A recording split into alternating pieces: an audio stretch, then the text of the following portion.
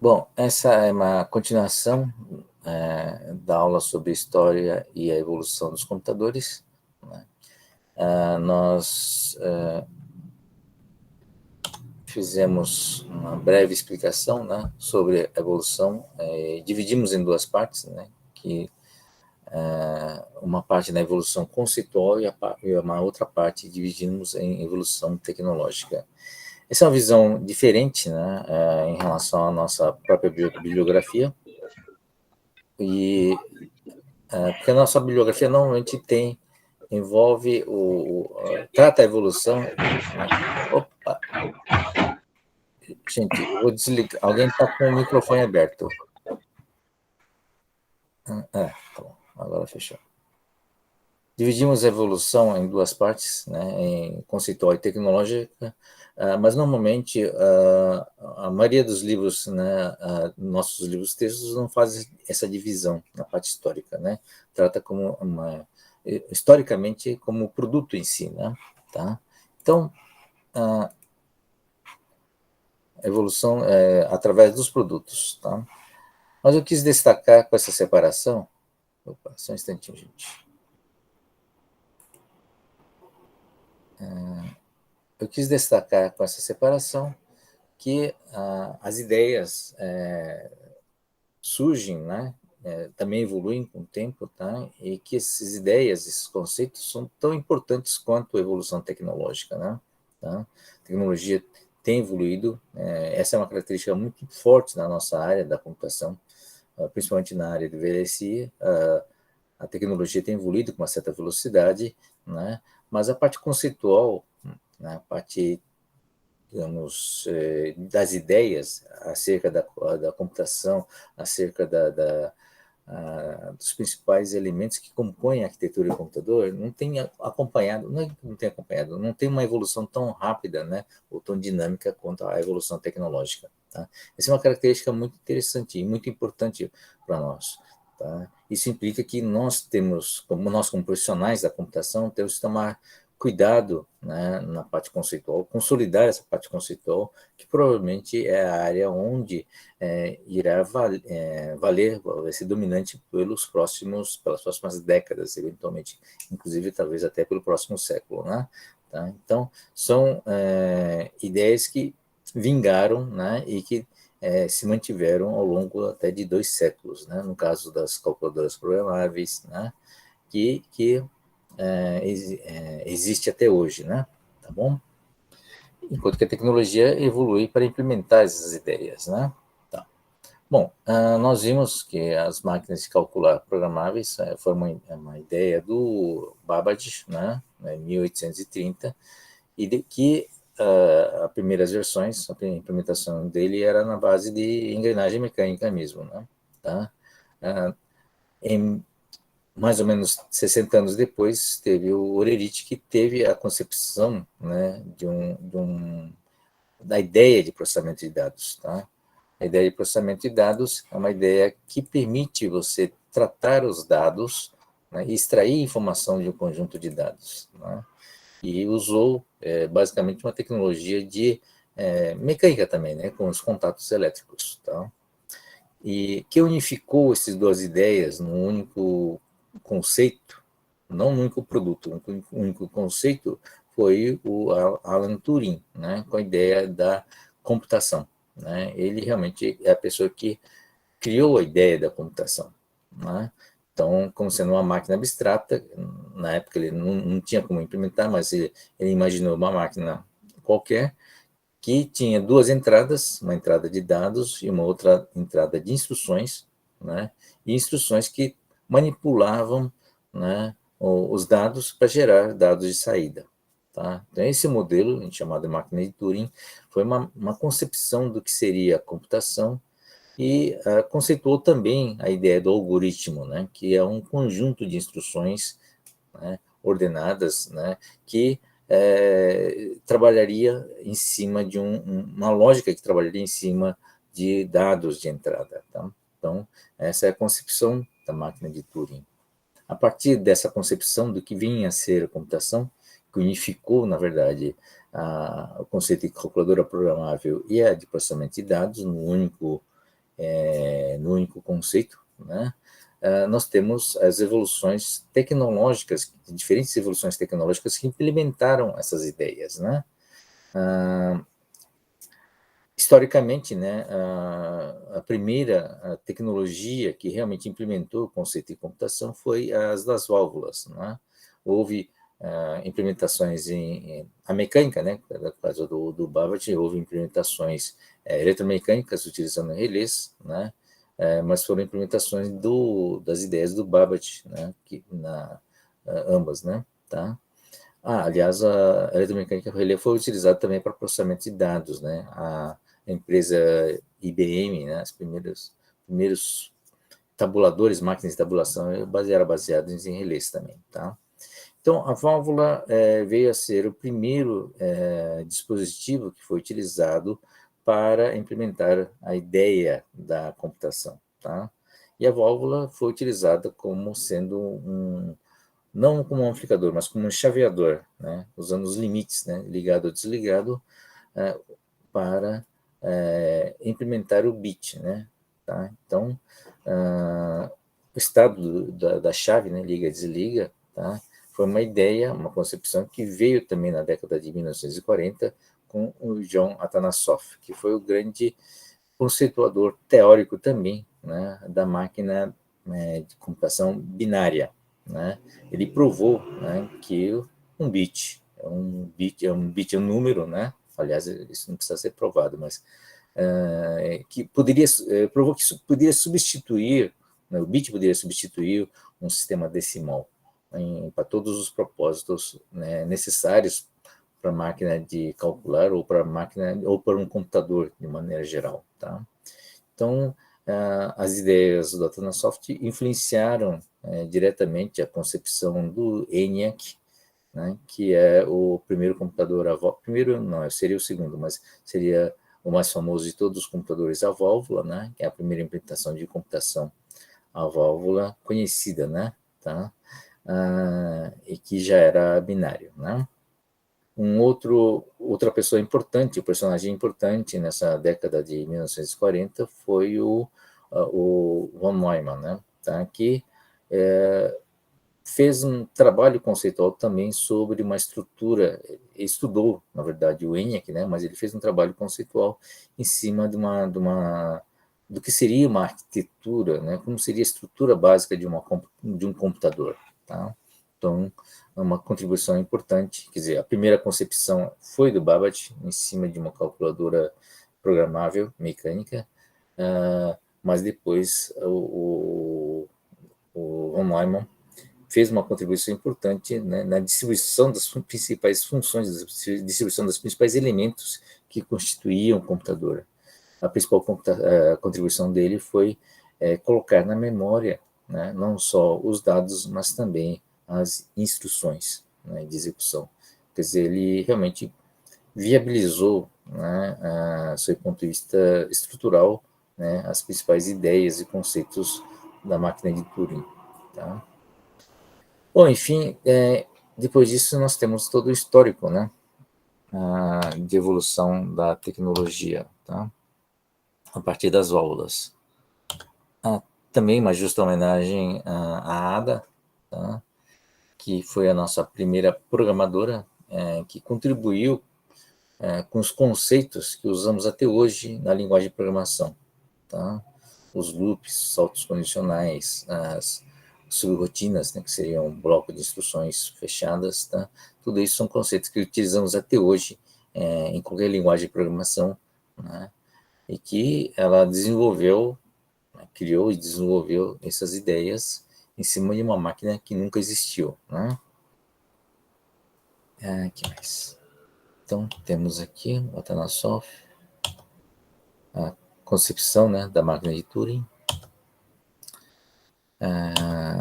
E aqui nós temos, então, a evolução tecnológica. Nós comentamos as válvulas, o funcionamento das válvulas. Depois, a implementação aqui do computador à válvula. Então, ENIAC foi o primeiro conhecido, né? Mas, na verdade, foi o segundo, tá? O Colossus foi o primeiro. A contribuição do von Neumann, von Neumann, né, arquitetura que é utilizada até hoje, né, essa concepção é utilizada até hoje, apesar da hoje ser a computação paralela ser dominante, né, todo computador atualmente, ou qualquer dispositivo computacional hoje, é essencialmente uma máquina paralela, né? Mas os principais elementos, os elementos que são paralelizados estão, cada um deles é uma arquitetura von Neumann, tá? Vimos a evolução do dispositivo do transistor, da válvula para o transistor. Essencialmente, o transistor tem a mesma função da válvula, né? Como dispositivo de chaveamento. E depois o circuito integrado, né? Que é implementar num único silício, né? Num único cristal de silício, todos os elementos, né? De circuito eletrônico, tá? Resistor, capacitor, transistor, diodo e as trilhas, né? As ligações, né? Com os respectivos isolantes, tá? Então, isso foi um grande salto, né? Na verdade, que implementamos hoje os circuitos eletrônicos em um único chip, né? Um único circuitozinho, tá? Isso tanto digital como analógico, tá? O Noyce foi um dos inventores, né? O Kilby da Texas e o Noyce da Fairchild foram dois inventores dessa tecnologia, né? E atualmente nós estamos no VLSI, tá? Que é a quarta geração e a geração mais puramente, né? Tá? Computacional, tá? Todas as tecnologias anteriores foram geradas em função de outros produtos, né? A válvula para rádio, transistor também para rádios e outros produtos eletrônicos que veio substituir as válvulas, circuito integrado também, não necessariamente digital, mas o VLSI é essencialmente uma tecnologia do computador, né? Para a computação, né? Porque a ideia era basicamente você reduzir o tamanho do transistor e colocar cada vez mais transistores numa única pastilha de silício, né? Tá? O único produto que se beneficia, não diria o único, mas o principal produto que se beneficia dessa redução do tamanho do transistor é a computação, tanto no CPU como na memória, né? Na implementação da CPU e na memória. Porque um transistor menor significa que você vai precisar de menos energia para você mudar de estado desse transistor, ou seja, vai consumir menos, vai caber mais transistor, portanto, vou ter mais elementos, né? Sendo menor, ele vai chavear mais rápido, sendo menor também as distâncias, o elétron precisa se mexer em uma distância menor, ou seja, você ganha em desempenho, o processador fica mais rápido, né? Exatamente o mesmo projeto físico, né? Um projeto 2D de um processador, você fica mais rápido simplesmente por ter um transistor menor. Tá? É exatamente o mesmo projeto, se você implementa ele com transistor menor, ele fica mais rápido, porque as distâncias diminuem, né? Ou a energia necessária para mudar de estado também diminui, então o transistor fica mais rápido, as distâncias são menores, e, portanto, o CPU, né, fica mais rápido só com a redução de tamanho. E a memória ganha também, né? Com a redução de tamanho, cabe mais bits, né, no chip de memória. Tá? Então, o VLSI é uma tecnologia que que beneficiou a computação, continua beneficiando a computação, e é uma tecnologia bancada pela própria computação. Enquanto que os demais produtos, né, demais tecnologias foram bancadas por outros produtos, VLSI é um produto, é uma tecnologia onde é investimento direto decorrente do produto chamado computador, né, um produto genérico chamado computador. Tá bom? Então, e é por isso que existe até hoje, né? De década de 80 até hoje. Então, tem mais de 40 anos em cima dessa tecnologia. Tá bom? É isso. Então, algumas implementações histórico, né? geração, né, de circuitos integrados, nós temos aqui o 360, que acho que foi o primeiro computador construído com um circuito integrado, né, da IBM, tá? Esse é da IBM, é um sistema muito famoso, né? O conceito de sistema mesmo. Até lá, ele tinha dois produtos, a IBM tinha dois produtos, duas linhas de produtos diferentes, né? Uma voltado a cálculo científico, né? Ou seja, computador mesmo, computador, calculadora programável, e um outro voltado mais à aplicação comercial, mas essencialmente fazia o trabalho de processamento de dados, que é a origem da IBM, né? São semelhantes estruturalmente, né, mas tinha diferenças na implementação, né? Ambos são computadores, tá? Mas, por exemplo, na parte de processamento de dados, era importante ter interfaces de armazenamento de dados, né? Porque trabalhava com grande quantidade de dados. Então, unidade de fita, unidade de disco, a tarefa maior do computador é lidar com quantidade grande de dados. Então, tinha uma estrutura física diferente para isso. A linha do calculadora programável, a linha de computação científica, né, para fazer contas, você tinha um processador diferente mesmo, né, com mais casas, com mais bits, porque você tinha que ter mais precisão numérica, enquanto que na parte comercial você não precisa ter muitas casas decimais, na parte científica você precisa ter mais casas, né, você precisa ter mais precisão numérica, você precisa ter mais, como faz mais contas, executa equações mais sofisticadas, ele precisa de mais desempenho também, né? Então, você privilegia a velocidade da CPU. Então, tudo isso era implementado, essa arquitetura do von Neumann era implementado de uma forma diferente do produto voltado a processamento de dados. Tá? Aí, com 360, né, e com circuito integrado sendo utilizado, antes se usava transistor, né? O circuito integrado passou a não ser economicamente interessante você ter duas linhas independentes. Então, se criou um sistema onde você vai compondo os elementos desse computador, tá? Então, basicamente, o 360 é um sistema de composição, tá?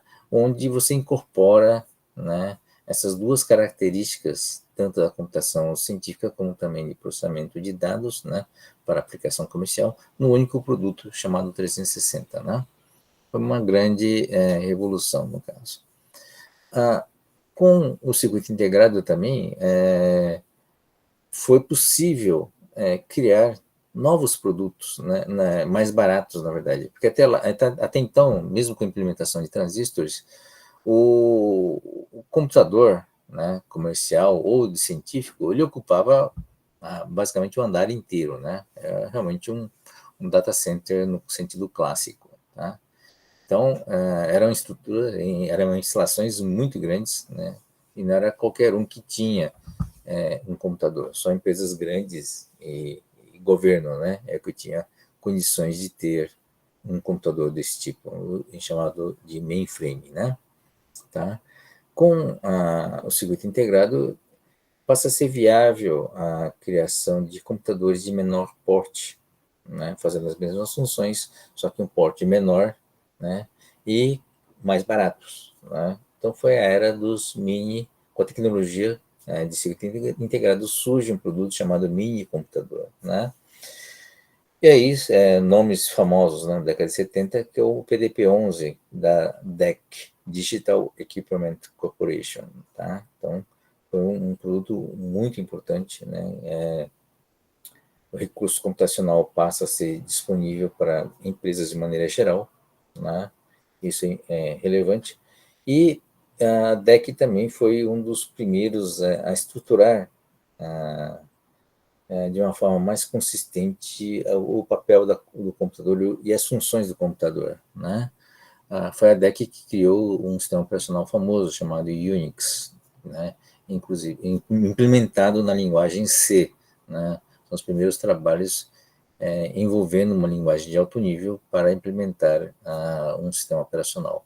Então, são dois produtos importantíssimos, subprodutos importantíssimos dessa época. Na década de 70, linguagem C existe até hoje, né, e é uma linguagem importante e dominante, né, e o Unix, né, depois nas suas versões para PC, que é o Linux, né, também existe até hoje, não só existe, como também tem uma grande aplicação, principalmente, né, na área de servidores. Tá? Então, nós temos esse histórico, né, do software também. Nós vimos aqui também essas figuras, só para contextualizar, nessa época, né, na época dos sistemas, dos computadores, o que vocês estão vendo aqui, que parece ser uma máquina de lavar roupa, na verdade são unidades de disco, tá? Então, é disco rígido, HD, é mais ou menos um disco desse tamanho, grande, né? Tá? Eu já tive a oportunidade de ver um disco desses, cabe na ordem de 10 mega, imagina 10 mega num disco desse tamanho, né? Para quem é da área de física é interessante isso, né? Porque se você fazer girar um negócio desse tamanho, né, manter estável isso, exigia uma mecânica muito boa, na verdade. A mecânica era fantástica, né? Essa moça está trabalhando, na verdade, em frente a uma unidade de fita, né? Esses elementos, esses armários aqui são unidades de fita, onde você armazena os programas e os dados também, né? Tá? Bom, você não tinha muito espaço, né, na memória e nem em disco. No disco você põe os dados que a CPU trabalha, e na fita você fazia o armazenamento dos arquivos. Tá? Nessa mesma época, foi iniciada a criação de uma linha, né, de um produto chamado supercomputador. São computadores que foram desenvolvidos para realizar processamento pesado, né, em termos de cálculo numérico. Tá?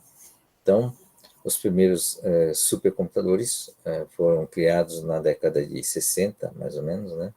Tá? Bom, a ideia realmente é maximizar o desempenho, né? Usa a mesma tecnologia, mesma estrutura, arquitetura, mas focado em desempenho. Uma pessoa que a CDC é uma empresa, né, que produziu esses primeiros supercomputadores, mas uma pessoa que trabalhou no projeto, né, do supercomputador, chamado Seymour Cray, ele fundou uma empresa própria, né, para criar seus próprios supercomputadores. Então, Cray é um nome famoso, né, nessa área de supercomputadores, justamente pela tradição, né, e ter construído durante muitas décadas os computadores mais rápidos do mundo, tá? Então, o Cray One, em 76, é o primeiro supercomputador vetorial, né, quer dizer, paralelo. A gente vai ver mais à frente, né, sobre a arquitetura dele.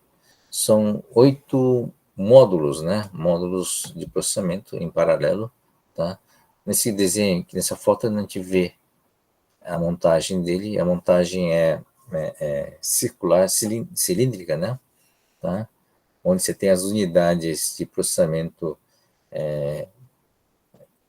encaixadas em forma cilíndrica, e no meio ficava a refrigeração, né? Usava um líquido para manter a refrigeração desses elementos processadores aí, tá bom?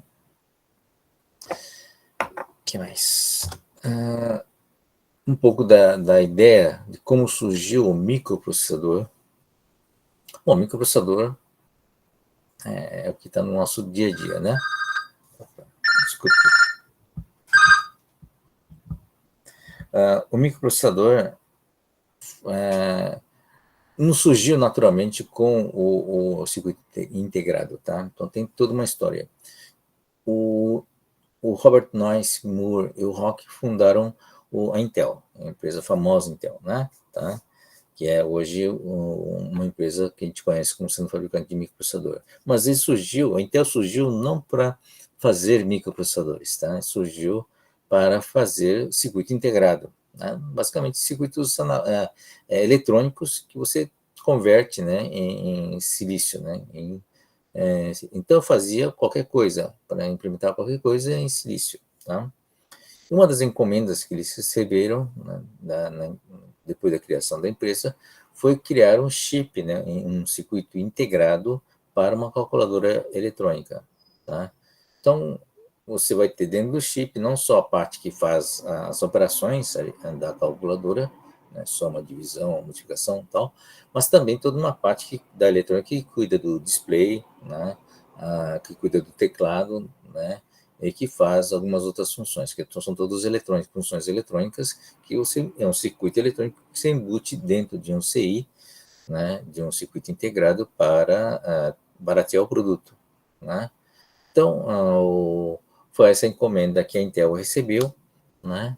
Só que aí, na hora de implementar essa calculadora, alguém, um dos engenheiros que está aqui, né, o Ted Hoff, né, e Federico Fagin, tiveram a ideia de implementar, em vez de usar uma lógica para fazer as operações, as 4 operações, dá para fazer com circuitos combinatórios, né, ou sequenciais,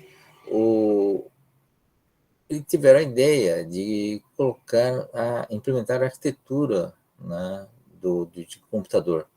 Na época, a arquitetura do computador era conhecida, né? Na verdade, todo mundo usava a mesma arquitetura, tá? A mesma estrutura, né? Você tendo elementos processadores, o ULA, unidade de lógica aritmética, processador, e a memória, que era implementado discretamente em transistor, então implementado, né, uh, usando, bom, desde a época das válvulas, usando transistores e usando outros circuitos também para implementar. Você tinha placas, né, que implementavam a CPU, tá? Então, tiveram a ideia de fazer essa implementação nesse mesmo chip, tá? Então, com isso, criaram a primeira CPU, que é o único chip, que é o 4004, tá? É uma CPU de uso geral de 4 bits. Por que 4 bits, né? Porque é um sistema que trabalha com números decimais, bastava 4 bits, né? Não é isso? É 16 valores diferentes, 4 bits dá 16 valores diferentes, onde cabe um decimal. Então, era voltado para a calculadora, fazer as operações de calculadora. Então, implementaram, então, um processador de 4 bits. Tá? Então, foi a primeira implementação de um microprocessador, quer dizer, um processador colocado dentro de um circuito integrado. Tá bom? Então, foi possível que já na época já tinha tecnologia suficiente, o número de transistores foi suficiente para você criar e colocar dentro desse chip. Tá? A Intel gostou muito da ideia, né? Mas a patente pertencia à japonesa, a empresa japonesa que fez a encomenda, e a Intel resolveu recomprar essa patente, né? Pagou o equivalente a $60 mil para ter os direitos sobre 4004. Tá? Acho que essa empresa, acho que não sei se existe, acho que não deve existir mais, mas a Sharp ainda existe. Mas deve ter se arrependido, né, amargamente de ter vendido uma ideia tão boa assim, né? Estaria bem hoje, né, nesse mercado. Bom, enfim, logo em seguida, a Intel desenvolveu uma versão 8 bits, né, que no fundo era você pega 4 bits e coloca mais 4 bits do lado, vira 8 bits, tá? Então não é uma coisa muito difícil de fazer. Criou uma versão 8 bits, depois criou uma outra versão de 8 bits com mais capacidade de endereçamento, que veio a ser o 8080, que foi um microprocessador extremamente popular, né? Famoso, na verdade, 8080, depois 8085, tá? Vendeu aos milhões, tá? E aí surgem também outras fabricantes, né, com a mesma ideia de microprocessador, tá? Então, ou seja, colocar num chip, né, quer dizer, num cristal de silício, todo o circuito eletrônico de um computador, tá? Então, a arquitetura von Neumann embutida dentro de um único chip. Então, essa foi a grande revolução, né, dessa época, foi a criação dessa ideia, né, o conceito sendo embutido num produto, uma tecnologia nova, né?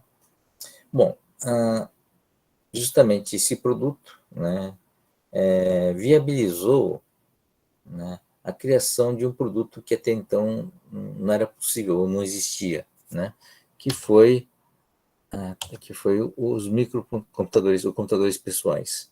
Mas antes disso, deixa eu mostrar aqui a tecnologia VLSI, que a partir, né, dessa ideia básica de você colocar uma CPU de 8 bits, né, você depois dobra, né, colocando 16 bits, depois dobra de novo, fazendo uma CPU de 32 bits. Para fazer isso, em termos de projeto, não é muito difícil, porque no fundo você está replicando o mesmo projeto, né, do lado. Só que você precisa de muito mais transistor para fazer isso. E para fazer mais transistor, eu preciso ter um processo de miniaturização, tá? Quer dizer, colocar mais transistor. Foi aí que começa o movimento de você tentar reduzir o tamanho do transistor em cada implementação, tá? Então, daí surge essa coisa, essa lei, que não é exatamente uma lei, né, chamada Lei de Moore. Moore é o sujeito que está aqui, né, Gordon Moore, da Intel, tá? Onde ele fala que o número de transistores integrados em um único chip dobra a cada 16 meses, né? Então, desculpe, 18 meses. Então, a cada 1 ano e meio, nós temos o número de transistores dobrando, né, no único chip. Nós temos uma tabela, você tem uma tabela aqui da Lei de Moore, que mostra mais ou menos essa evolução. Essa aqui é a tabela, esse eixo aqui é o eixo dos anos, né? E aqui é um eixo logarítmico, né? Tá vendo? Ele cresce exponencialmente, tá bom? E aí você vê a Lei de Moore, mais ou menos, né? Mas para o Moore é mais ou menos fácil estabelecer uma lei dessas, afinal de contas ele é o dono da Intel, né? Ele manda fazer, né? Manda fazer com que caibam, né? Na verdade, para fazer valer a lei que ele mesmo criou, tá bom? Bom, enfim, qual a consequência? Vai ter o dono 2000, né? Mas qual a consequência da lei de Moore? A consequência é que você vai tendo transistores cada vez menores e hoje você está atingindo uma escala, né, molecular, quer dizer, está chegando num nível onde você não consegue reduzir mais, né? Que esbarra no limite físico. Não dá para fazer um transistor menor do que um átomo de silício, né? Olha, você precisa de vários átomos de silício para fazer um transistor. Aí, já há algumas décadas, né, quer dizer, mais ou menos uns 10 anos, já se previa que isso ia acontecer.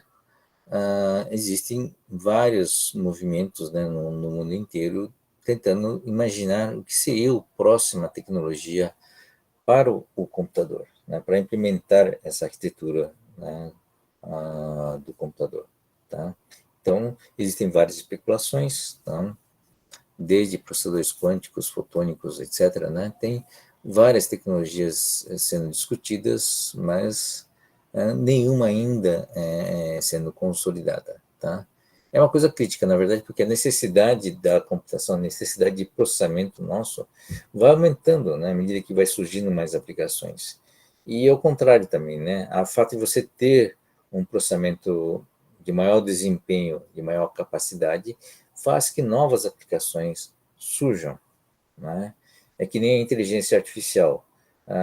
Todo o conhecimento, né, todos os conceitos em cima da inteligência artificial tem pelo menos 40 anos, né? Coisa muito antiga, tá? Só que só foi viável, está sendo viável agora com o barateamento do processamento, porque tu sempre exigiu muita CPU, né? Muito processamento para você ter essas aplicações rodando, né? Tanto em quantidade de dados como em quantidade de processamento necessário. Tá? Então, só agora, né, nesses últimos anos, na última década, para ser mais específico, é que você teve esse barateamento do custo do processamento e aumento da capacidade que viabilizou, né, essas várias aplicações em cima da inteligência artificial. Tá? Então, a capacidade nossa de usar processamento, ela vai se multiplicando, né? Vai sendo demandado cada vez mais. Nós sabemos como usar, né, mais desempenho e mais memória. Só que queremos viabilizar isso, né? Como viabilizar é uma questão que está em aberto, que está sendo discutida, né, em vários fóruns internacionais, tá? Bom, o fato de ter criado, né, o microprocessador, o surgido microprocessador, tá, viabilizou, né, a criação de novos produtos, né? Um deles realmente foi o computador pessoal. Então, o computador que realiza essas funções de computação, né, basicamente processamento de dados e processamento científico, né, estava limitado nos mainframes, né, nas grandes empresas. Depois, com a nova tecnologia de circuito integrado, passou a ser criado os mini computadores que viabilizou isso para várias empresas, né, até universidades menores, até universidades aqui no Brasil teve condições de adquirir esses mini computadores. Com a evolução na próxima geração, que foi o VLSI, passou a ser viável, né, para o indivíduo, um ser humano normal, né, ter o seu próprio computador. Né, não precisar ir na universidade ou na empresa para usar um computador. Tá? Então, foi a era dos computadores pessoais. Tá? Então, você tem uma unidade chamada chip, né, microprocessador, que a partir que um custo relativamente barato, tá? Que a partir desses chips você consegue montar uma estrutura de um computador, né, completo, que passa a ser de uso exclusivamente individual, né? É um computador de uso pessoal. Então, nós temos esse histórico, em 74 foi o primeiro, mais ou menos, né? Na mesma época que o 8080 passa a ser comercializado, e você tem já um produto em cima do 8080, que é o Altair, né? Que é o primeiro microcomputador de uso pessoal. Paralelamente, já tem um pessoal trabalhando em cima do software, né? Que é o Gates e o Bill Gates e o Paul Allen, que é o fundadores da Microsoft, criam, né, um software para microcomputador que é um BASIC, né? É uma linguagem de programação BASIC para o Altair. Surgem também vários fabricantes de microcomputadores, né? Um deles, o mais famoso deles é a Apple, né? O Steve Jobs e o Wozniak, né? Que criam um produto também em cima dos processadores de 8 bits. A Apple trabalhou com a linha Motorola, né? É 6800, tá? Bom, um outro produto relevante dessa mesma época, quer dizer, quase uma década depois, né, dos primeiros microcomputadores pessoais, foi a criação do IBM PC, né, de arquitetura aberta, tá? Baseados no 8088 da Intel, tá? Então, foi um grande produto também, tá, que a gente vai falar em maiores detalhes mais à frente, tá? E inaugura, né, o mercado de massa do computador pessoal. Mas aqui é importante destacar alguns conceitos muito importantes sob o ponto de vista da aplicação. Tá? O que é um computador e qual o uso dele? Né? A gente viu que o conceito da computação evoluiu e basicamente uma máquina que executa algoritmo. Né? Agora vamos falar no uso, né? Para que serve isso? Claro, uma empresa, uma instituição governamental consegue achar uma aplicação para isso. Mas a pergunta é, para que o indivíduo precisa de um computador, né? De uso pessoal? Para fazer essas coisas de processamento científico e numérico, ele é um mercado muito restrito, né? Estaria limitado a cientistas, estudantes, né, que trabalham especificamente com a parte de processamento de dados, o processamento numérico. Bom, o fato de se tornar do pessoal, né? Só um instantinho, gente. Acho que isso mesmo. O fato de ter disponibilizado o computador, né, de formato pessoal, ele cria um mercado de várias formas diferentes de usar um computador pessoal, né? E aí vem a pergunta, né? O que um computador pode fazer para o indivíduo, né? E aí surgem algumas aplicações importantes, tá? Que é um editor de texto e uma planilha eletrônica, né? E um banco de dados, pequeno banco de dados local, né? Tá? Equivalente ao DBase, na época era o DBase, né? O WordStar, Lotus 123, não é da época de vocês, talvez vocês não reconheçam os nomes desses aplicativos, tá? Então, o editor de texto foi uma novidade. No fundo, você consegue editar o texto sem precisar de uma máquina de escrever, né? Uma planilha é basicamente uma forma de visualizar os dados de uma forma na forma de tabela, de uma forma estruturada, que antes não tinha sentido, né? Quer dizer, um mainframe, por exemplo, um computador de porte, ou mesmo um mini computador, não tem essa necessidade, não tem um usuário, né, na verdade. Ele faz interface com arquivos, né? Tá? Então, arquivos de entrada e arquivos de saída e impressão, às vezes, né? Então, ele não tem essa necessidade de interagir com o usuário.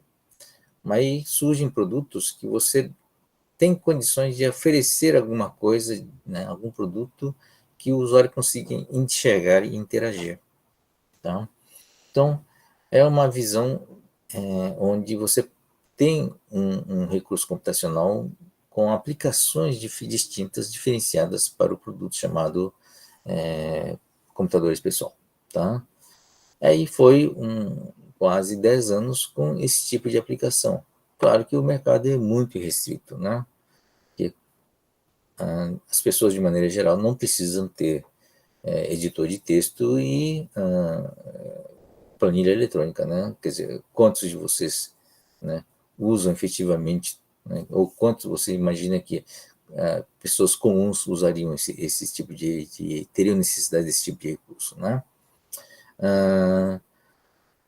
Com o tempo, né, vai sendo facilitado o uso, né, do computador pelo usuário. Uma grande mudança foi o conceito do Macintosh, da Apple, que melhora bastante a interação do indivíduo com o computador.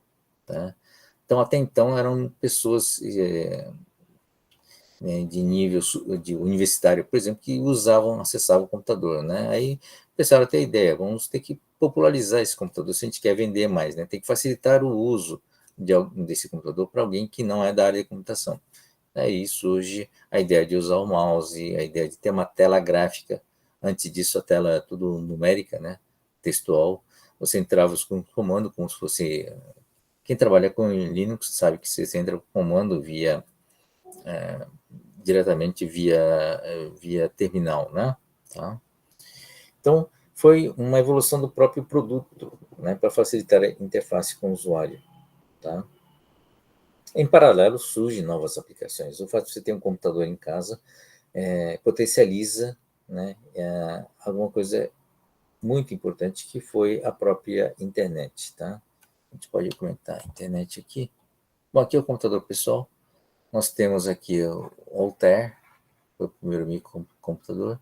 Vocês podem perceber que a entrada de dados desse produto aqui, era na base do bit, tá? São 8 chavinhas, né? São 8 chavinhas, você configura o bit, o byte, né? Com cada bit a bit, e aperta o botão para colocar isso dentro da memória, né? E você enxerga os dados através de LEDs, são 8 LEDs, um para cada bit. Imagine a loucura que era isso, né? Então, você tinha que programar na base do byte a byte, tá? A gente tem uma unidade de fita aqui embaixo que facilitava depois você salvar e gravar os programas antigos, né? Mas, de qualquer forma, era byte a byte. Então, aqui nós temos IBM PC, né? Pode ver teclado e uma tela, apesar de parecer gráfico, mas na verdade é uma tela de 24 linhas por 80 colunas, tá? E aqui o Macintosh, que é o primeiro produto, né? O primeiro microcomputador com uma interface amigável, né? Tá? Uma interface para não especialista em computador.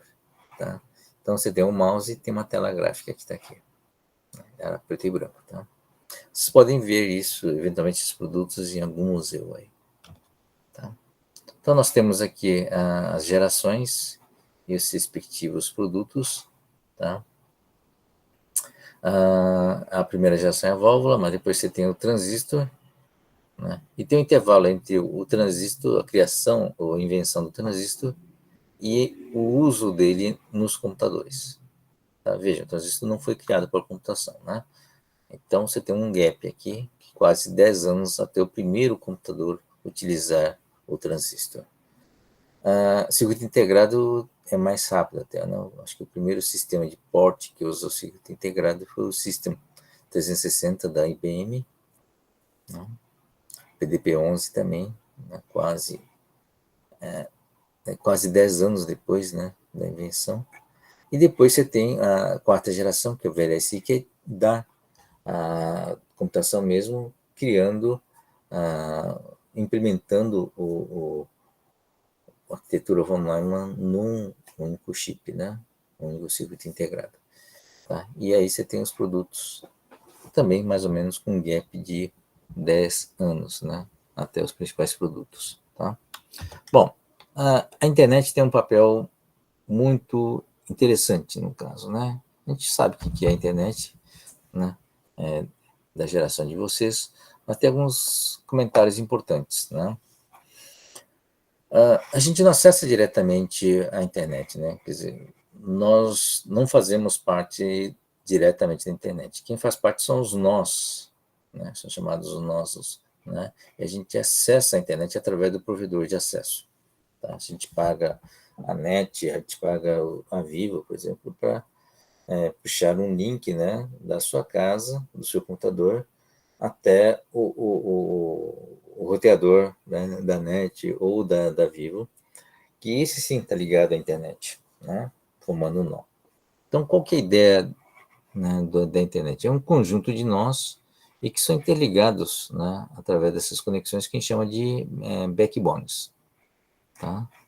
Mas o grande elemento fundamental dentro da internet é o conceito de pacote de dados. Tá? O Kleinrock foi o primeiro a trabalhar com essa ideia, né, de pacote de dados. Foi a tese de doutorado dele. Tá? Qual que foi a ideia? O computador comunica com o outro através de troca de bits, né? Você tem a modulação, demodulação, mas em todo caso, o protocolo prevalente, aliás, um protocolo que existe até hoje, é fazer a comunicação entre dois computadores diretamente, né? Você tem alguns dados iniciais de troca de informação, mas depois você começa a mandar os bits de dados do origem para o destino. Kleinrock imaginou uma outra coisa, imaginou um tamanho fixo de dados, né, fazendo pacotes. Você envelopa esse pacote, né, com um cabeçalho que contém origem e destino desse pacote e uns elementos de controle, né, fechando, né, código de proteção do dado daquele pacote, por exemplo, né, fechando o envelope. Né? E aí você joga esse pacote dentro do nó, né? E o nó, na verdade, não precisa ser o destinatário. Né? Ele só precisa saber onde está o destinatário. Não precisa saber nem exatamente onde, mas a direção, né? Onde o nó, o backbone pela qual ele tem que mandar aquele pacote. É só isso. Tá? Então, qual que é a lógica do sistema de pacotes? Se você jogar o pacote de dados, né, em uma das conexões disponíveis, tá, para fora, se ele não for o destino, ele sabe que o destino está fora dele, então ele já manda para algum outro nó, que ele sabe qual é o nó, uma tabela, né, qual é o nó, em que direção está o destinatário. Tá? E assim o pacote vai pulando de nó em nó até conseguir atingir o nó de destino. Tá? Então, esse é um esquema que caracteriza a flexibilidade da internet. Né? Significa o seguinte, que se uma conexão cair, ou se um nó cair, por exemplo, você não perde a conectividade. Né? É um sistema bem resiliente. Através do seu sistema... Normalmente, quando você conecta apenas através de um único link. Né? Se cai um link, você usa o outro para mandar o mesmo pacote. tá? Você não perde a comunicação. Você perde a comunicação com aquele outro nó que caiu, tá? Mas os demais, o resto da internet, que são milhões ou bilhões de outros nós, sobrevive, né? Eu consigo atingir, tá? Então, essa é a ideia básica e a grande vantagem do pacote de dados, tá? Eu tenho um roteamento alternativo para todos os dados que eu estou trafegando, tá? Então, se a mensagem é extensa, eu divido em vários pacotes e jogo na rede, tá? Isso facilita em termos de expansão também da própria internet. Então, ao você fazer parte da internet, no fundo, não significa ter uma conexão para cada um dos nós existentes da internet. Basta se conectar com o nó mais próximo, né, e eventualmente com um link redundante. No instante que faço essa conexão, né, com um link só ou com outro link, né, essas opções de dois backbones, por exemplo, né, você automaticamente faz parte da comunidade de internet, né? Ou seja, passa a ser possível acessar qualquer outro nó, qualquer outros milhões de nós existentes no mundo, e ao mesmo tempo é capaz de receber os dados de qualquer um desses milhões de nós do mundo inteiro, tá? Esse é o grande fator pela qual a internet cresceu, tá? E a partir dessa ideia de teoria de pacote de dados, tá? Tem outros conceitos, né, como a concepção de uma rede galáctica, uma rede de domínio universal, e a própria ideia também do conceito de hipertexto que permitiu a criação da web, né? Novamente aqui uma discussão importante, né? Uma coisa é uma infraestrutura, como é o caso da internet, é uma infraestrutura que não é só de hardware, né, que é composto pelo os elementos de nós, fibra ótica, comunicação, backbone, roteadores, não é só hardware, né, tem um protocolo básico que permite o roteamento dos pacotes, né, dentro de toda a rede, né. Em cima dessa infraestrutura são criados diversos serviços, né? E quais são os principais serviços? No primórdio da internet, o primeiro serviço que foi criado foi o FTP, né? File Transfer Protocol, que é um serviço de transferência de arquivos, tá? Então, eu pego um arquivo que eu preciso transferir por um outro nó, o software faz a divisão em pacotes e dispara, joga os pacotes, e do outro lado recebe os pacotes e monta o arquivo de volta, tá? Esse é o FTP, né? E depois o segundo produto que foi criado foi o ICQ, se não me engano, que é o chat, né? É um sistema que troca mensagens curtas, né, entre um nó e outro, permite a comunicação, né, online entre os diversos nós, através da internet. E o terceiro, nessa época, né, foi justamente o e-mail, né, o SMTP, tá, que fez que é um protocolo de transferência de mensagens de e-mail. Bom, a gente vai falar mais à frente de outros produtos. Mas voltando um pouco aqui, né, tá,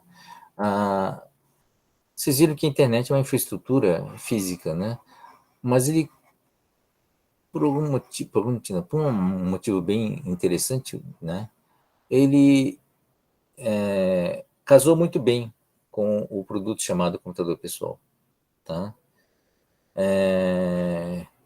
Hoje parece óbvio que você, né, da ligação do computador pessoal com a internet, mas na época isso não era óbvio. Eram produtos diferentes, eram projetos diferentes e objetivos diferentes. Enquanto que a internet foi criada para ser uma rede para conectar mainframes, né, sistema de computações de grande porte, entre universidades no começo, depois entre sistemas militares, né? O PC não tinha nada a ver. O PC era um computador para deixar na casa do sujeito, tá? Com recursos,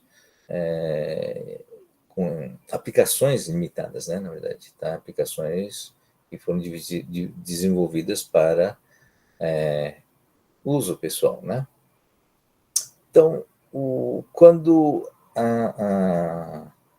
o computador pessoal, né, passou a ter um certo domínio, uma certa presença, principalmente com a popularização do Macintosh, né, as ideias de ter uma interface gráfica, que foi imitada pela Microsoft, né, com o Windows, né, ainda assim o computador pessoal não era muito popular, né, ficou mais ou menos popular com o uso de jogos, os primeiros jogos, né, de computador, mas aí a ideia de um jogo, né, o software para rodar jogo, até aquela época ninguém tinha imaginado rodar um game, né, um jogo, né, usando o computador. Na verdade, uma ideia absurda. Ninguém usava o mainframe para fazer isso, né? Apesar de ser possível, né, rodar um jogo usando um computador, né? Era considerado sério demais para rodar um jogo num computador. Mas aí, o fato de ter um computador pessoal passou a ser viável uma ideia desse tipo. E aí, rapidamente, essa ideia foi copiada, né, para se transformar em um produto, um console de jogos, né? Um PlayStation, um Atari, né? Na verdade, começou com o Atari, depois esses produtos todos. Por quê? Né? Porque o computador é complicado demais, né, para o usuário normal.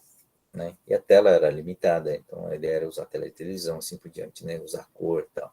Então, foi a primeira vez que usou um processador para fazer esse tipo de aplicação, uma aplicação pessoal, que era um jogo. Né? Enfim, essa disponibilidade de computação, o jogo, essa aplicação chamada game, né, permitiu a sobrevida dos computadores pessoais ainda por algum tempo, né, até o início da década de 90, onde finalmente, né, houve uma conjugação desse microcomputador pessoal com a internet. Tá? A internet, até aquele momento, não tinha nada a ver com o uso pessoal. Tá? Então, aos poucos, ela foi crescendo, foi sendo criada algumas ideias, né? A ideia do hipertexto, por exemplo, né? A ideia da web e navegador, e tudo isso da década de 90, né? E tudo isso acabou conjugando com a existência de uma base de computadores pessoais que rapidamente, né, e conectou, né, ligou esses dois dispositivos. Tá? Passou a existir os provedores de acesso de serviços, as sistemas, as empresas de telefonia começaram a evoluir para incluir a transmissão de dados. Tá? Tudo isso é muito recente, né? E viabilizou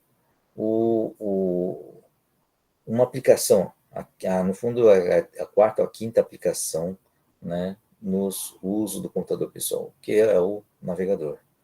Tá? Hoje, se alguém compra um computador, essencialmente está comprando por dois motivos, né? Ou para rodar um jogo, ou para acessar a internet. É isso? Isso, como é duas aplicações muito mais universais, né, com muito mais público do que um editor de texto ou uma planilha eletrônica, tá? Você começa a ter um mercado muito maior para os computadores pessoais, barateando o seu custo, né, ampliando o mercado, barateando o seu custo e expandindo o nível, o número de usuários. Tá? Então, veja como é interessante, né? Você tem uma conjugação, no caso da tecnologia, né, com os conceitos que implementam isso, e que a combinação, né, desses produtos vai gerando aplicações. Né? A aplicação, na verdade, a grande palavra-chave, né, nessa área da computação. Tá? A aplicação é a que gera o benefício, né, para o usuário, que atrai o usuário. Né? Então, viabilizou esse produto, né, e cria novos mercados, cria novas aplicações. Tá? Isso é uma coisa muito interessante que você não consegue ter uma previsão, né? Quem concebeu a internet, né, a estrutura básica da internet, provavelmente jamais imaginou, né, que a internet viesse a ser o que ele é hoje, ou jamais teve a capacidade de prever isso. Tá? Da mesma forma que quem criou o computador pessoal ou quem criou o microprocessador. Tá? Tudo bem, dá para alguém usar em casa, tá? Mas para que ia usar um microcomputador em casa, né? Então, é uma visão que você não consegue ter, né, na época que você cria essas ideias ou esses produtos, tá? Então,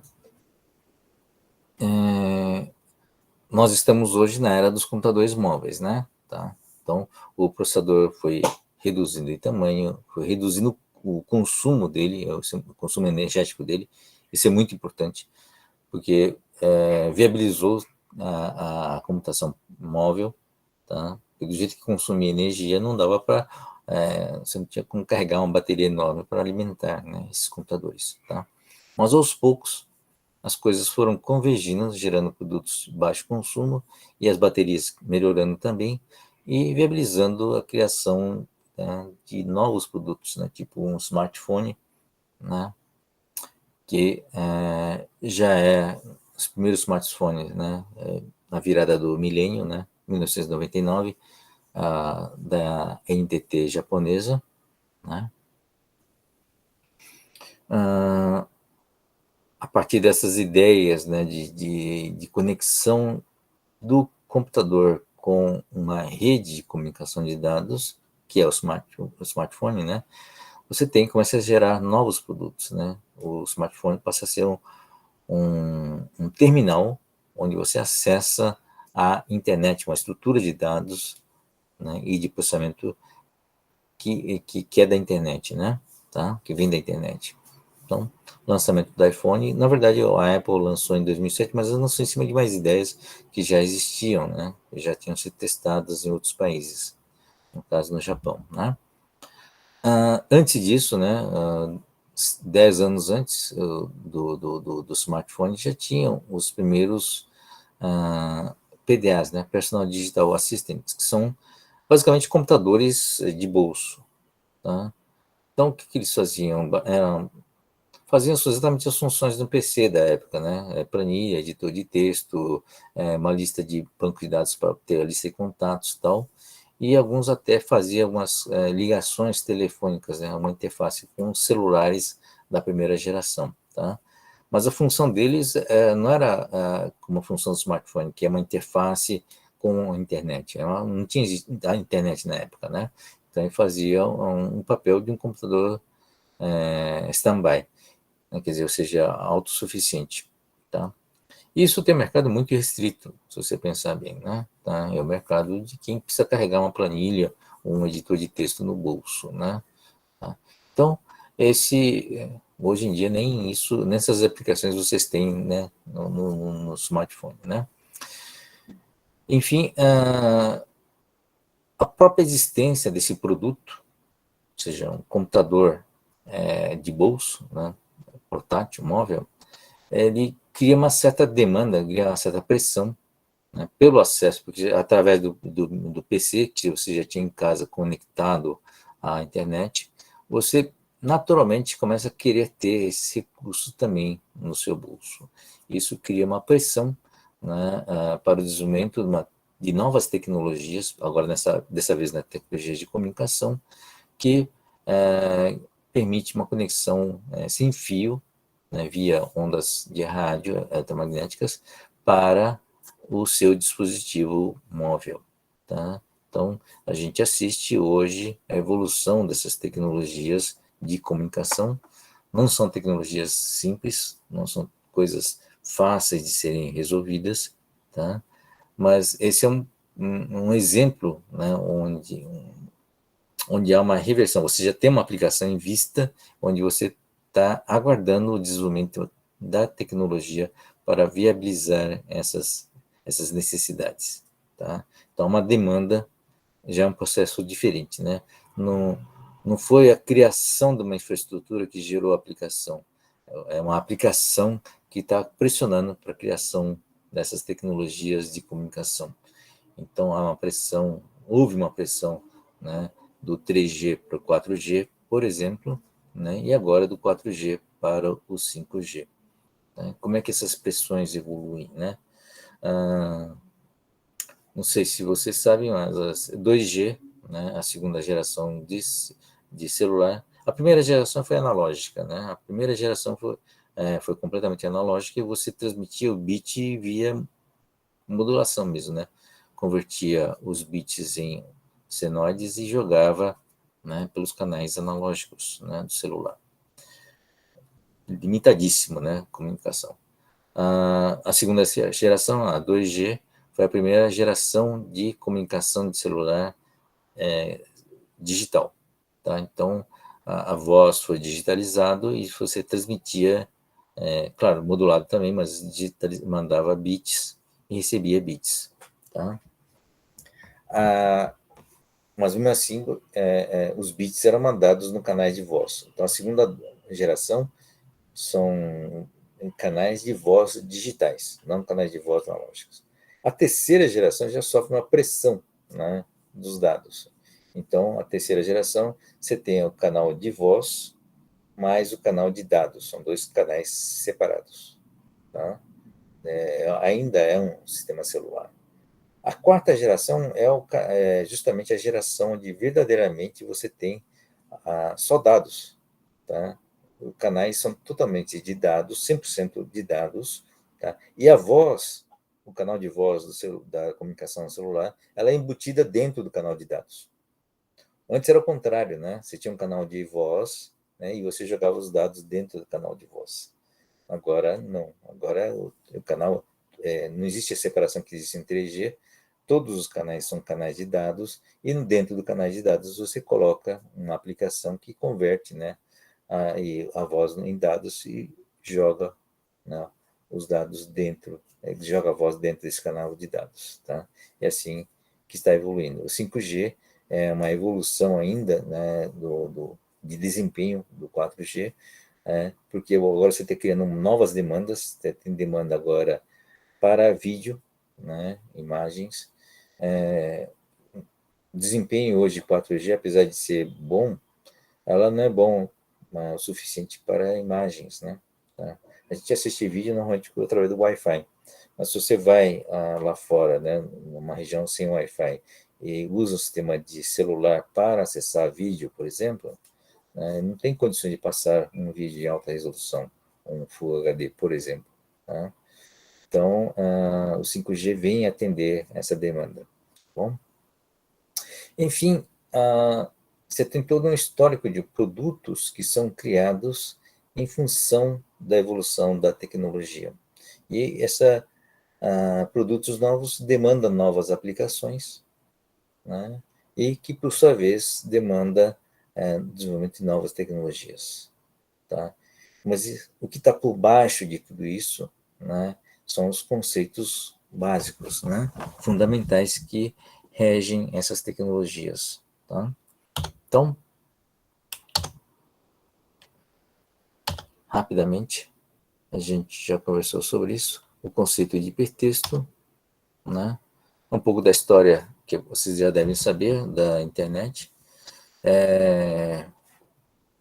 Bom, as ideias já estavam na década de 60, né, e aí o governo americano, né, através da ARPA, né, resolve bancar um protótipo, né. A DARPA até hoje é uma instituição que banca projetos interessantíssimos, né, tá? Competição de robôs, veículos autônomos, tá? Até hoje a DARPA tem... A ARPA evoluiu para a DARPA, né, que tem um D na frente de Defense, né, do Departamento de Defesa dos Estados Unidos. Tá? Aí até hoje tem essa aula, né, de desenvolver tecnologias novas que tenham potencial de aplicação militar. Tá? Então, a ARPA foi desenvolvida, desculpe, a DARPA bancou a criação das primeiras conexões redes internet, tá? Usando essas concepções, essas ideias, né, que na época eram só conceitos.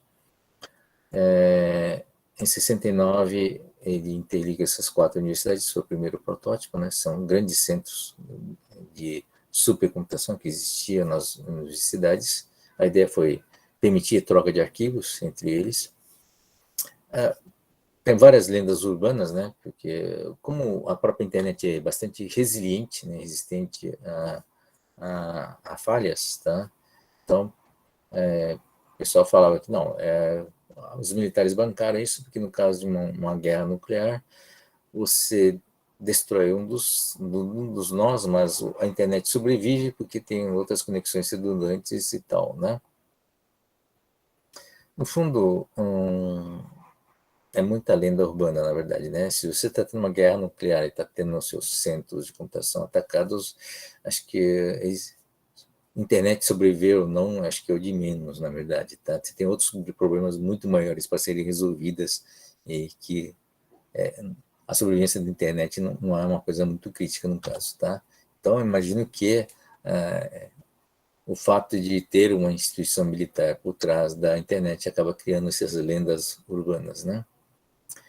Bom, a partir dessas primeiras provas de conceitos, né, a própria ARPANET cresceu, né, conectando todas as universidades, todas não digo, mas bastante universidades americanas, principalmente os centros de grande computação, a partir de um nó pequeno, de uma região pequena, para expandir, né, uma escala continental americana, né. A década de 80 é importante porque foi a padronização do TCP/IP, o primeiro protocolo de transmissão de pacotes, tá? Então, que é o X da questão no caso da internet em particular, né? É um dos poucos, na verdade, né, protocolos que lidam com pacotes, né, de dados. A maioria dos protocolos, vocês que fizeram redes de computadores sabem que boa parte do protocolo, na verdade, são ponto a ponto, né? Tá? Com vários níveis de controle. Tá? Então, por ter sido o primeiro, ele tem, da década de 80, né, tem várias falhas, inclusive, para lidar com temporizações e falhas. A gente sabe disso, né, porque você vai navegando, de repente, demora para vir um pacote, demora para vir uma resposta de um site. Né? Então, tem toda uma parte de tratamento, né, dos pacotes que ainda tem diversos furos, né? Você não resolve de um determinado nível, você é obrigado a ter um nível mais alto, né? Você sabe os níveis, né, de protocolo para resolver isso. Então, inevitável que realmente foi o primeiro protocolo, né? E foi a base a partir do qual o pessoal estudou protocolos e criou o famoso protocolo OSI, né? De 7 camadas, né? Tá? Então, o próprio TCP/IP tem a camada de transporte, né, equivale à quarta camada, que é a camada de transporte, mas ele mesmo não segue a norma OSI, né, porque a norma foi criada depois dele. Tá, né? E como é que você muda um protocolo onde você já tem milhares de pessoas, ou milhares de nós, usando esse protocolo? Né? É um problema sério, tá?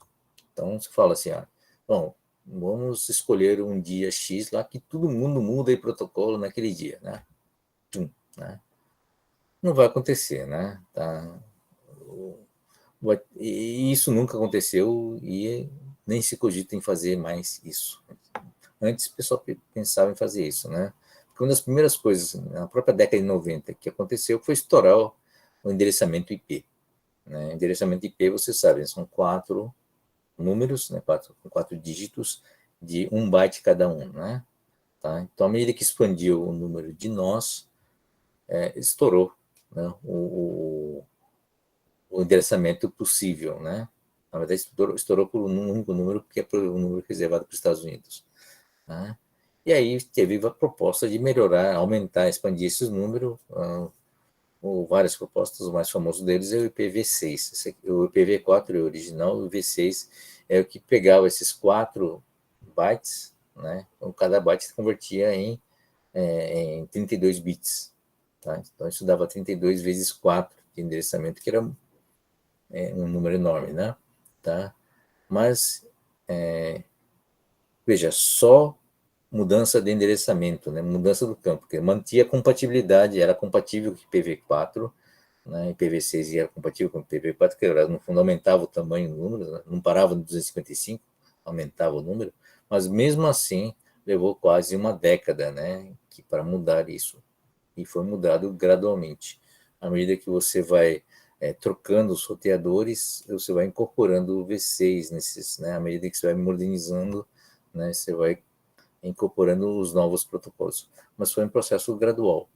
Então, é muito complicado mexer em alguma coisa que está distribuída e que todo mundo utiliza, né?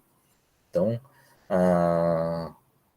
hoje, quer dizer, as propostas em cima da modernização da internet envolve simplesmente você trocar não, criar uma nova rede, Internet 2, por exemplo, já com novos protocolos, e você migrar aos poucos os usuários dessa nova, né, dessa infraestrutura.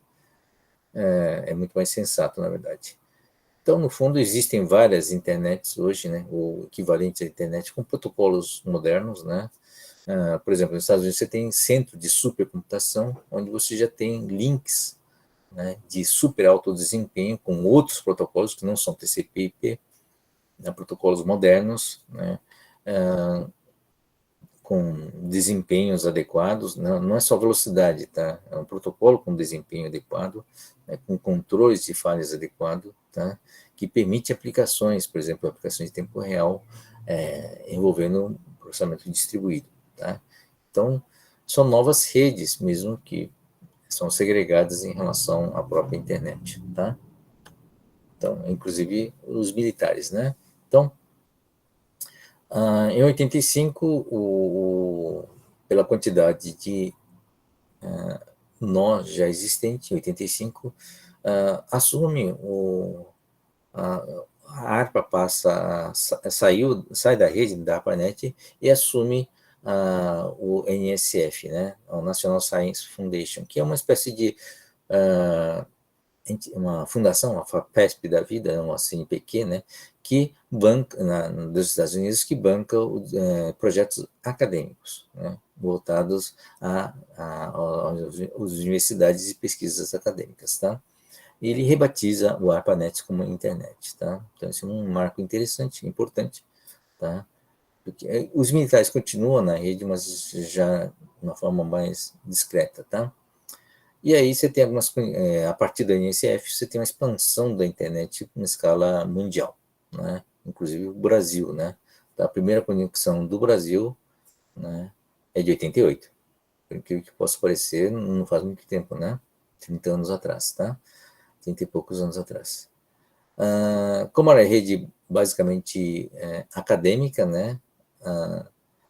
Os militares acabaram saindo em 1990, porque já não aguentava mais, né, ser invadida pelos estudantes, né, acadêmicos, né, que adoravam mexer, fuçar as coisas dos militares, né? Então, os militares aprenderam bastante, os militares americanos aprenderam bastante com a ARPANET, resolveu sair, e aí criaram a própria rede, né? Existe uma rede militar com protocolos de alta segurança e bom desempenho. Os militares americanos têm uma rede deles lá, longe da internet, né, com novas tecnologias muito mais modernas, digamos assim, tá? E muito mais robusta, né? Tá? E aí, em 90 também, na década de 90, você tem algumas invenções interessantes em cima da internet, tá? Então, o que existia até o momento, né, em quase 20 anos de internet, né, além da expansão da internet, foi só os serviços de FTP, que é troca de arquivos, troca de mensagens, o serviço de e-mail, né, e o ICQ, que é o serviço de chat, tá? E tinha alguns outros serviços, né, não lembro exatamente quais. Então, eram poucos serviços em cima de uma estrutura física que foi crescendo, né? Tá? Então, o que fez a internet também popularizar, na verdade, né, além desses serviços, tá, foi o desenvolvimento e implementação do conceito de hipertexto, né, lá da década de 60 também, né? Tá aqui, ó, o Ted Nelson, que está aqui, é o conceito do hipertexto. O que é esse hipertexto, na verdade? Então, são páginas, né, páginas efetivas, né? Vai ter várias páginas de texto, onde você tem dentro do texto um link, uma ligação para uma outra página que não necessariamente está no mesmo computador, pode estar em outro lugar. E esse link, né, ele na verdade é um indicador padronizado, chamado URL, que aponta para algum outro local e um outro arquivo, link, uma outra página. Então, uma página que conecta uma outra página, né, que pode estar distribuído, né, e que você pode organizá-lo em qualquer ordem. Tá? Você pode ler sequencialmente ou então ler na ordem que você achar necessário, clicando nesses links. E os dados desses links, né, as páginas desses links, pode ser preenchida por outras pessoas, em outros computadores, em outros locais. Então, essa ideia do hiperlink é um domínio, não está no domínio físico, está no domínio de informação. Tá? E a partir dessa ideia, né, do hiperlink, você tem uma pessoa, que é o Tim Berners-Lee, que ele cria, né, o conceito do WWW, né, World Wide Web, né, que é interligar, justamente criar, né, uma interligação, uma camada em cima da internet, uma camada de páginas dentro da internet, e que permite essas navegação da internet em cima das páginas, dessas páginas de hipertexto, tá? Aí já um hipertexto com imagens, com áudio, uma série de coisas. E se você reparar hoje, como é que você usa a internet? Basicamente usando o navegador, né, que foi criado também, o navegador web, né, o navegador para o www, né, que é o Mosaic. O CERN, Tim Berners-Lee do CERN, que é uma instituição europeia que cuida do acelerador, né, do acelerador linear, e o outro dos Estados Unidos, em CSE, que é o Centro dos Supercomputadores. Né? Então,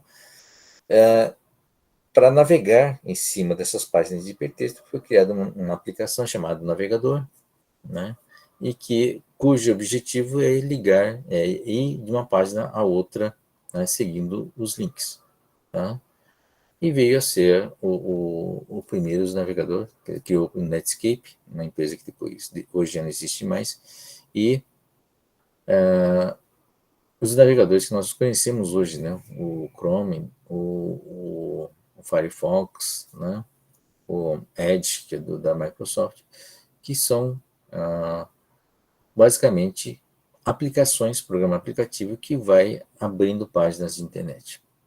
E aí, com o tempo, com a evolução do próprio navegador, né, que passa a ser dominante, a aplicação dominante para a internet, ele passa a incorporar outros serviços que a própria internet já tinha antes. Então, hoje, o navegador incorpora o e-mail, né, o protocolo SMTP, incorpora também o FTP para transferência de arquivos. Né? A gente clica hoje, baixa os arquivos sem saber que tem um FTP por trás, né? Está sendo usado um serviço por trás. E assim por diante. Tá? Então, hoje, acessar a internet basicamente é usar o navegador, a camada de navegação, né, da internet. Tá bom? Bom, até 95, então, né, nós temos esse cenário. Tá? Não sei se vocês já eram nascidos, né, mas é a época onde você tem a consolidação, né, de um produto chamado internet, tá? E aí que você tem navegadores rodando no computador pessoal e você começa a conectar, né, uma coisa com outra, tá? Você vê a grande mix que você cria, né? Nesses 20 anos, né, que foi de 1970, 80 e 90, né, tá? Foi, até 95, foi a época onde o domínio da internet era um domínio acadêmico, né? Só o pessoal da área acadêmica universitária que trabalhavam nas aplicações e no uso da internet. Tá? Claro que grandes empresas como a Microsoft, a Oracle, né, a IBM já participavam da internet, mas participavam de uma forma acadêmica também. Tá? E a pressão, essas empresas fizeram uma grande pressão, né, em cima do NSF, né, para abrir comercialmente, para usar comercialmente a internet. Né? Veja, até lá, até 95, a internet não tinha nada comercial. Então não tinha propaganda, não tinha venda de produto, não tinha absolutamente nada comercial. E criou uma grande cultura, né, dessa época que vem a grande cultura do software livre, né, do uso da computação e uso dos dados da computação para o bem comum, né? Então, é um movimento, né? É uma herança da internet dessa época, essa ideia que nós temos, não é possível, né? Essa ideia que nós temos, né, hoje, do software livre, né? Então, são concepções, foram criações desta época, tá? Enfim, a NSF também acabou abrindo mão do controle da internet. A partir de 95 passa a ser comercial, acesso comercial. Mas já aí a internet já tinha um porte suficientemente grande para se autossustentar, né? Tá? E início do acesso, e aí você começa a ver, né, uma série de coisas que vocês acompanharam, né? O nascimento da Google, né, do Facebook, né, do uso da internet como propaganda, porque antes não tinha propaganda mesmo, né? Comércio eletrônico, né? Bom, tudo aquilo que vocês já conhecem hoje, né? E que dificilmente alguém na época lá dos idos de 1990, 70, né, ia imaginar que a internet via ser, sei lá, rede social, algumas aplicações que você nunca ia mais conseguir imaginar, né, que ia se popularizar, tá? Então, o grande trabalho nosso, né, é entender esse processo como um todo, tá? Porque a nossa obrigação como profissionais da computação é desenvolver aplicações, desenvolver usos, né, para essa estrutura, auxiliar na criação dessa estrutura, né, através dos nossos conceitos, a partir dos nossos conhecimentos também da tecnologia, tá? Mas o uso final é realmente desenvolver aplicações. Mas essas aplicações é a parte mais difícil, né? Imaginar que aplicações, né, seriam úteis ou seriam interessantes para o uso da população, tá? Mas é uma visão muito relevante, né, que você entender o que é conceito, o que é tecnologia, o que é aplicação, tá bom? Bom, voltando um pouco, né, das eras dos computadores. Então, vocês viram que, só para simplificar, né, você tem a evolução da ideia de usar, embutir o conceito, né, de uma arquitetura de computadores em cima de um silício, tá? Você tem a evolução desses próprios silícios em termos de transistor, né? Viabiliza a criação de novos produtos, computador de uso pessoal, né, computador móvel, tá? Força o desenvolvimento de novas tecnologias também, tá? O conceito é o mesmo, mas a tecnologia é nova, tá? Ou seja, viabiliza, né, a ideia da tecnologia como viabilizador de aplicações, tá? Você está usando o mesmo conceito, tá? Só está forçando, a aplicação que está forçando o desenvolvimento tecnológico, no caso, né? Tá? E gera novos produtos, né? E gera novas, atende às novas necessidades, tá bom?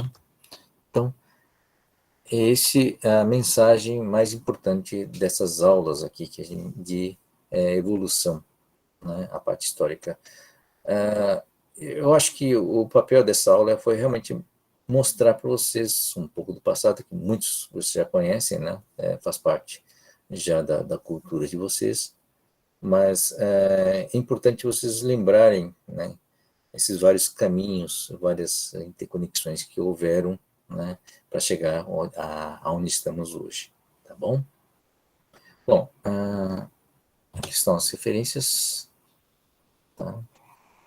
E vamos